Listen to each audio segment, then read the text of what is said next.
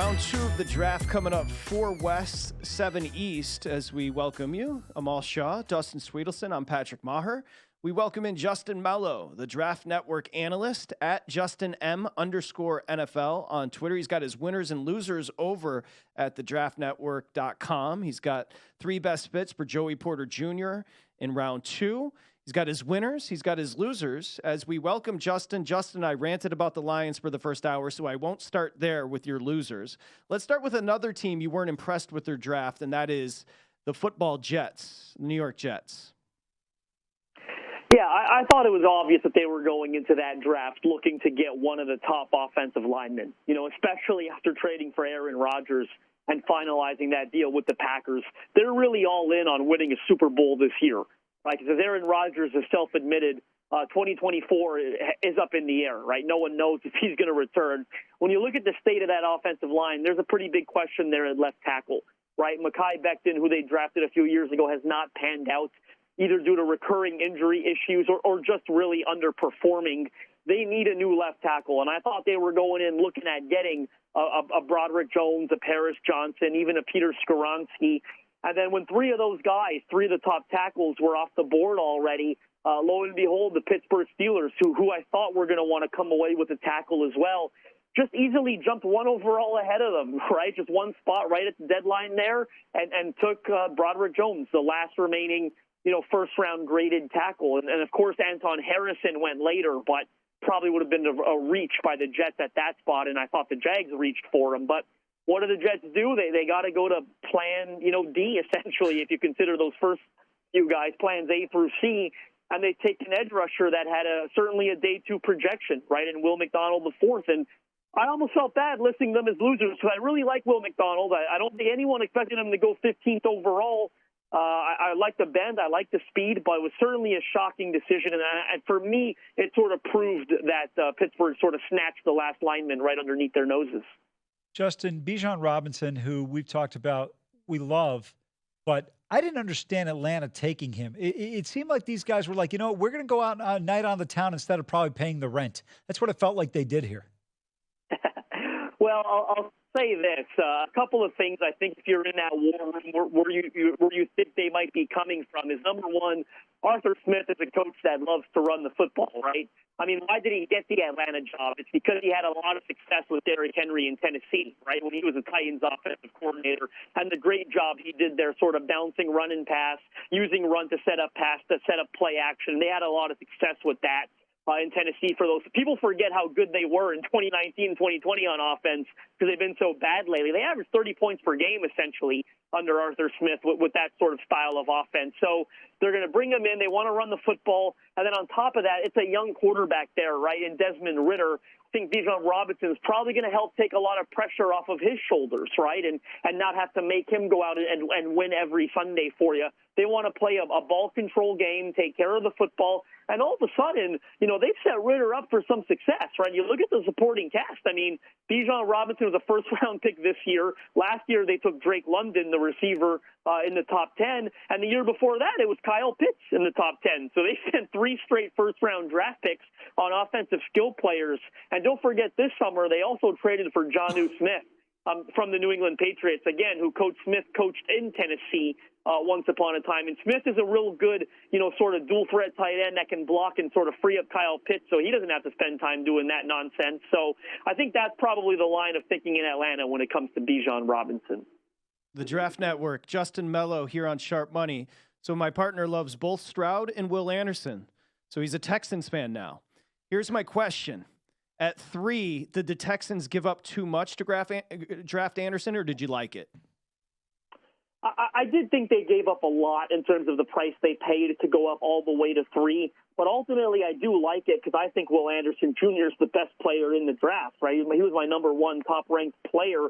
For them to come away with potential, franchise, face of the franchise type players on both sides of the ball, I think that has to be a major win for them. And then general manager Nick Caserio, he sort of talked about it today, and he knew what he was doing. He said they had to take the quarterback at 2, and it sounds like that prevented their division rival Titans from making a trade up to 3 for a quarterback. It seems like Stroud is the one the Titans were targeting, so they had to do that to take the Titans out of the running to go up to 3, which allowed them to get back in the running to go up to 3 and take Will Anderson. So I thought it was, I think they entered the draft with a clear-cut plan, and it was masterfully executed by Nick Caserio. Justin, I know Patrick was impressed with the pick with Arizona here. Did you like the Paris Johnson pick for them and potentially playing at left tackle? I didn't, in all honesty, and it's tough for me to say that because I really like Paris Johnson, the prospect, the player. He plays a premium position. This is where I struggle with it. They just gave DJ Humphries a fairly solid contract extension less than a year ago. DJ Humphries has been their left tackle. He's a very good left tackle, and he's under contract for the foreseeable future. So are you drafting Paris Johnson to come in and play right tackle for you in year one, which is a position he's never played, mind you, and they've got a, sort of middle-of-the-road starter there. So if you're taking him out of the lineup for Paris Johnson, I don't know how much better you got because you already had a decent starter there. And look, he's probably your long-term left tackle, so it could pay off eventually. I just don't know how much better the 2023 Cardinals got because you could also play him at guard maybe that first year because people forget he started at guard for Ohio State in 2021. Right, 2022 was the first year that he played tackle. So he's got a background playing guard. But then you run into the issue with, did I take a first-year guard at 6th overall, after a trade back? So I think the pick will eventually pay dividends for him, but it might take a couple of years, and I don't think you'll see a very big impact in 2023. You were surprised the Commanders went Emmanuel Forbes. One pick later, Gonzalez goes, of course, out of Oregon. 2 cornerbacks. Forbes weighs like 160 pounds. He's lengthy, but he is slight. Your thoughts on the pick for the Commanders here? It was a bit of a mini surprise for me, although I don't think I was as shocked as some others were. I always got this sense that Emmanuel Forbes was going to go in the first round. Look, you just don't have that type of ball production, 35 PBUs, an FBS record, 14 career interceptions, another record with 6 touchdowns, and not go in the first round, right? That ball production is special. I do think him and Christian Gonzalez are very different players. Now, I do like Gonzalez better personally, but I think this comes down to sort of what you prefer schematically. Like for Christian Gonzalez and the New England Patriots, they love to play press man coverage, right? Bill Belichick wants to live in a press man coverage world, and that's what Christian Gonzalez does best. He's long, he's athletic, he's fluid, he's a press man corner. Emmanuel Forbes is different. He's a zone coverage corner, in my opinion, and that's where a lot of that ball production came from, right? He's got the ability to sit back there, keep his eyes on the quarterback, read, and then jump routes, and he had so much success doing that, as the numbers indicate. So I think Washington's always sort of leaned into more zone coverage, especially under defensive coordinator Jack Del Rio and head coach Ron Rivera. So I just think he fits better what they want to do defensively. Justin, real quickly, I want to look at the Ravens and the pick with Zay Flowers. Just kind of briefly evaluate what you think of that. And when you look at this team as a whole, you add obviously OBJ, Ronnie Stanley hopefully is healthy, and Mark Andrews is a tremendous tight end. This team looks like if they can get a cornerback to go opposite Marlon Humphrey, they could really be a player in the AFC. And I don't just mean on paper when the season starts.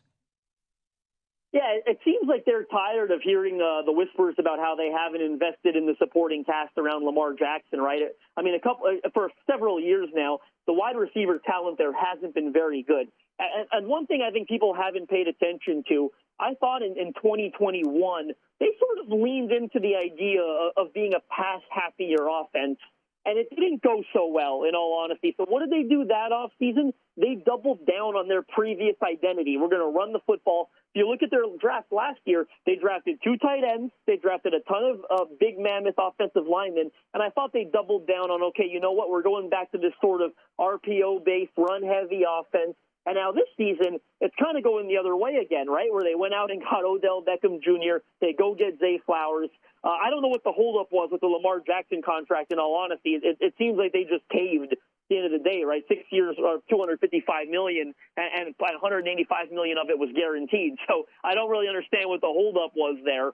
But certainly it's an exciting supporting cast. It's probably the most exciting one he's ever had in Baltimore. I mean, last year you had Devin Duvernay and James Prochet, lining up at receiver on occasion. This year you're going to have Zay Flowers, Odell Beckham Jr., and hopefully a healthy Rashad Bateman, and obviously Mark Andrews, who you alluded to. And don't forget J.K. Dobbins, right, who sort of struggled to get back to health. He looked like a dynamic game changer before, unfortunately, suffering that torn ACL. So it's a very good offense on paper. Zay Flowers is dynamic. He's going to give Lamar Jackson a weapon, again, he didn't have last year, which is someone that uncovers quickly and easily. He's different stylistically from Odell Beckham and Rashad Bateman. So I think the three of them make a lot of sense together. It's an exciting team. You're right. It was a bit of a luxury pick. I certainly think they need help at corner, especially when you're playing in a division with Joe Burrow and the Cincinnati Bengals. But there are a lot of good corners still on the board, so we'll see if they can get one of those tonight. Short on time, 45 seconds. What happens with Levis and Hendon Hooker? Well, the same three teams that I thought were in play last night, the Tennessee Titans, the Minnesota Vikings, the Las Vegas Raiders. It sounds like the Pittsburgh Steelers are getting a lot of offers for this first pick tonight. It does sound like they're going to move it. That's what I'm hearing. And whoever they move it to is certainly coming up to go get Will Levis or Hendon Hooker. Justin Melo, the Draft Network analyst at JustinM_NFL. Great job before and after the draft for us, Justin. Thank you so much. Pleasure's all mine. Go to VSiN.com/subscribe to become a VSiN Pro subscriber today.